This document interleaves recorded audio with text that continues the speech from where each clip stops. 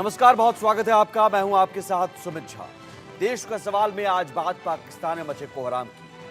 पूर्व प्रधानमंत्री इमरान खान की पार्टी पीटीआई लाहौर और इस्लामाबाद में भारी विरोध प्रदर्शन कर रही है। इमरान खान भ्रष्टाचार के मामले में पिछले 1 साल से ज्यादा समय से रावलपिंडी की अडियाला जेल में बंद है, लेकिन बाहर उनके समर्थक इमरान की रिहाई की मांग को लेकर विरोध प्रदर्शन कर रहे हैं।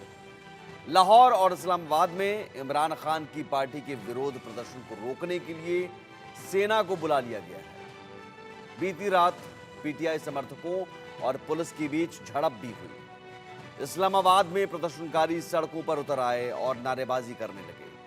पुलिस ने प्रदर्शनकारियों को तितर-बितर करने के लिए आंसू गैस की गोले छोड़े, लेकिन प्रदर्शनकारी डी चौक पर पहुंच गए। इमरान की रिहाई की मांग और महंगाई के मुद्दे पर लोग सड़कों पर हैं।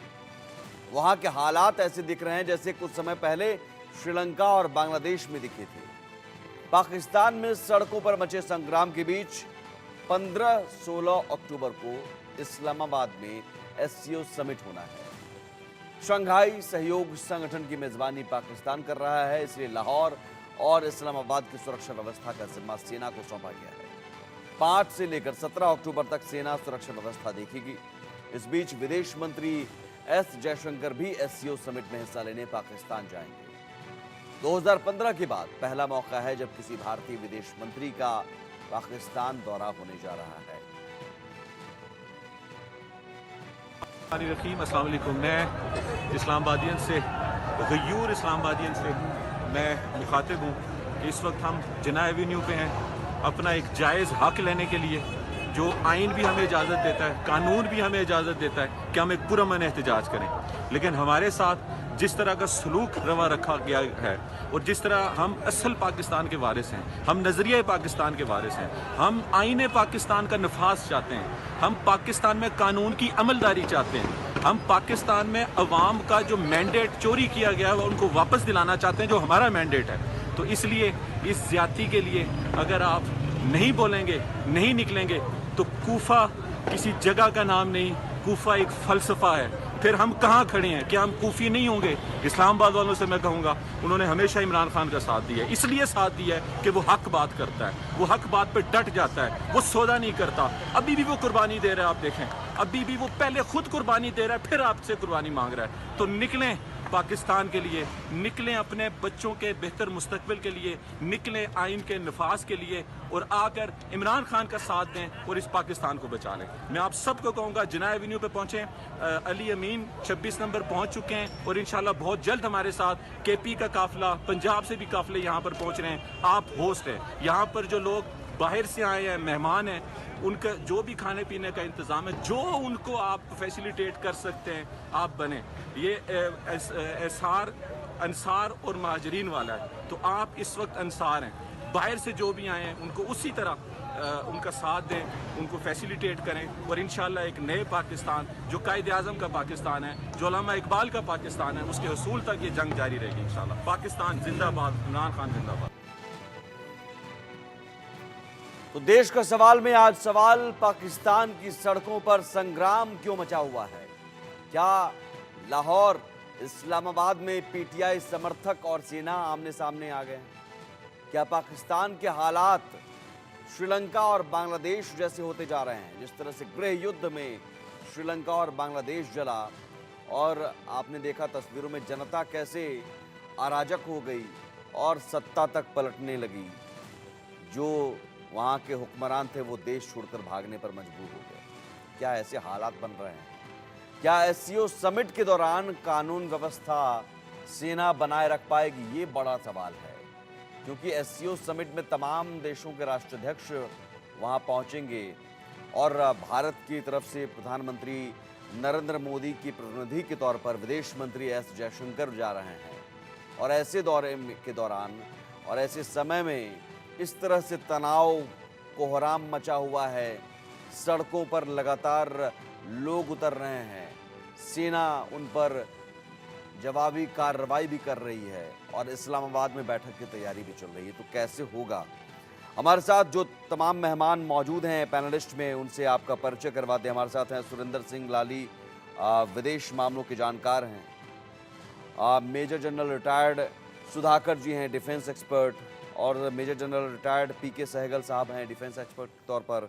आरजू काजमी भी पाकिस्तानी पत्रकार हैं, वो भी हमारे साथ जुड़ रहे हैं। सबसे पहले सुरेंद्र जी और राणा अली जोहेब भी हमारे साथ पाकिस्तानी पत्रकार जुड़ गए हैं। सबसे पहले सुरेंद्र जी, मैं आपसे समझना चाहूँगा, ये करीब एक दशक के बाद विदेश मंत्री पाकिस्तान जा रहे हैं एससीओ समिट में हिस्सा लेने के लिए, लेकिन उससे पहले ये कोहराम, ये तनाव, ये बैठक को टारगेट करने की कोशिश तो नहीं? सुमित जी, सबसे पहले तो मैं आरजू काजमी जी को जी आया नु कहना। बहुत बड़ी बात है कि खवातीन होने के बावजूद इस्लामाबाद में वो रहती हैं और उसके बावजूद भी वो पाकिस्तान की आईएसआई और एस्टेब्लिशमेंट को आईना दिखाती हैं। ये कुछ इसी तरह के लोग हैं जो थोड़ी सी उम्मीद बनाए रखते हैं, वरना बाकी तो जैसे कहते हैं ना, सारा गेट नंबर 4 की पैदाइश हैं जो कि सूट और बूट के आसपास ही घूमते रहते हैं। तो आरजू जी, मैं वाहिगुरू में अरदास करना कि आप इसी तरह निडर होके पंजाब की धरती पर पैदा हुए और आप जो आईना दिखाने का काम करते हो वो प्लीज करिएगा, क्योंकि 25 करोड़ आदमियों के साथ मजाक हो रहा है।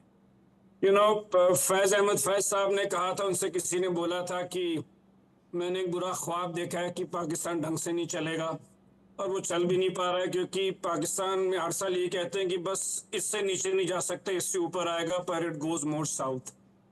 और फैज अहमद फैज साहब ने कहा था कि मैंने तो इससे भी बुरा ख्वाब देखा है कि हम यूं ही रेंगते रहेंगे, हम चलेंगे नहीं। पर इसकी जो सबसे बड़ी मुझे प्रॉब्लम नजर आती है, वो मैं थोड़ा सा आपको माजी में लेके जाना चाहूंगा कि जब पाकिस्तान बना जी, तो 19% पॉपुलेशन मिली, 17% रिसोर्स मिले और 33% आर्मी मिल गई। और हमारे साथ तो सबसे ज्यादती हुई। मैं पर्सनली इसको अपने आप को डिबेट में लाना चाहूंगा, क्योंकि हमारे दादा, मेरी दादी को सबको 1 लाख 10 लाख आदमी मरा में उखाड़ के फेंक दिया गया इस दिन के लिए, इस मजाक के लिए। लाल किले में आकर मेरी दादी सिर्फ इस गम में चल बसी कि जिस बच्चे को उसने इतने नाजों से पाला था वो अपने हाथ से आके मेहनत करता रहा, पर हम गुरु गोबिंद सिंह जी की फौज से, हम मेहनत करने से डरते नहीं। पर whatever Pakistan is today, is it worth the cost? ये मैं इस पे चाहूंगा कि आप थोड़ा देखें। अब जयशंकर साहब की बात पे आते हैं, तो जयशंकर साहब को तो आरजू काजमी जी ने भी और कई वहां के जो पत्रकार उन्होंने भी उनको हीरो बनाया हुआ है। तो इस बात पे मैं फिर खुशी से कहता हूँ कि at least you call a spade. बहुत बड़ी बात है कि वो वहां जा रहे हैं।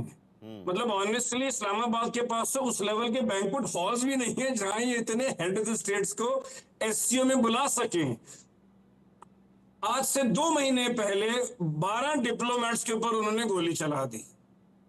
अब इस लेवल की सेफ्टी है कि सारा पाकिस्तान का तंत्र यंत्र सिर्फ इस्लामाबाद के पास घूम रहा है, जहां पे बहुत बड़ा रिस्क है किसी भी हेड ऑफ द स्टेट को आते हुए, क्योंकि वहां टीटीपी के भी 30-40 हजार लोग घूम रहे हैं। और अभी भी 120 अफगानी पकड़े गए पिछले हफ्ते में, जो कि पूरा अपना सामान लेके आए थे इसको डिसरप्ट करने के लिए। ठीक है। तो इस समय जाना ही बहुत बड़ी चीज है। हाँ, अब मैं चाहूंगा कि बाकी लोग भी बोलें। मुझे थोड़ा सा अच्छा लगता है कि इस समय वो जाकिर नाइक साहब को ना बुलाते। मतलब मैं इंडिया में आर्टिफिशियल कॉन्फ्रेंस पे और नोबेल लॉरियट्स की अटेंड कर रहा हूँ, मीटिंग्स एंड कॉन्क्लेव्स, और वहां उन्होंने जाकिर नायक साहब को बुला लिया जिन्होंने बच्चियों को इनाम देने से मना कर दिया। मतलब आपने एक बिल्कुल, और उसका विरोध उनके मुल्क में ही हो रहा है, पाकिस्तान में ही विरोध हो रहा है कि, और लोग कह रहे हैं कि भाई ऐसे लोगों को आप क्यों बुला रहे हैं जो हमारी बेटियों को ही, बच्चियों की बेइज्जती कर रहे हैं। ठीक है, आरजू काजमी, मैं आपको डिबेट में लाऊंगा।